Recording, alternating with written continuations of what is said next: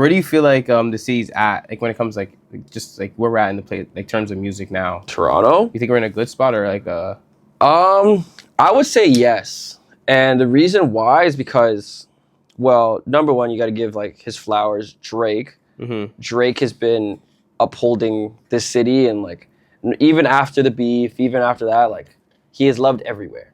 You know what I mean? You'll scroll on a TikTok live and you'll hear him being bumped. You'll go down the street or in the club, like, he's always being played. No, 100%. I was in Miami and Cancun and all these other stuff last year as well. Like everywhere they playing him. Like, you know what I mean? Regardless of state. Cannot play him. You know what I mean?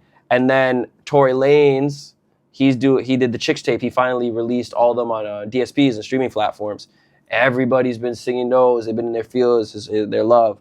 P&D, he's been an icon for the city. And then like even like the mainstream but not as big, Northside had his first show here.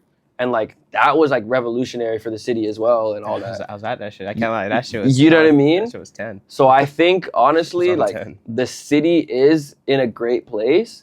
I think it's just a matter of others supporting each other as well and like kind of just we're not known to be a music place in a sense like the Atlanta and the New York. Even and though we have like the most dominant artists in the fucking world, which makes zero sense. You know what I mean? Like, but you know what the thing is, and to add on to what you're saying, I feel like for most people that it's like you're usually you have to be this, you have to be a top 10 artist, or like we don't care about you if you're from Canada. That's the problem. That's what drives me nuts. And I think like I think it's also like a lack of artists that have like come up through the underground scene and like kind of made it out because a lot of them have tragically passed away, so they haven't got to develop what they could be. But I feel like with the amount of artists that we do have now, like the underground scene, especially within the next year or two, is going to be like oversaturated with up and coming Toronto artists. And like it's like easier for us because like we can tour in the small parts of Canada, make it worth it for us.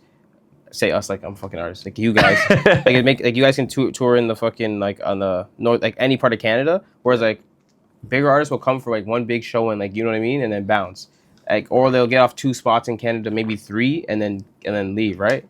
So I think like that's an advantage that Toronto artists have coming up now. But next few years, I definitely think it's gonna be like oversaturated with up and coming Toronto artists.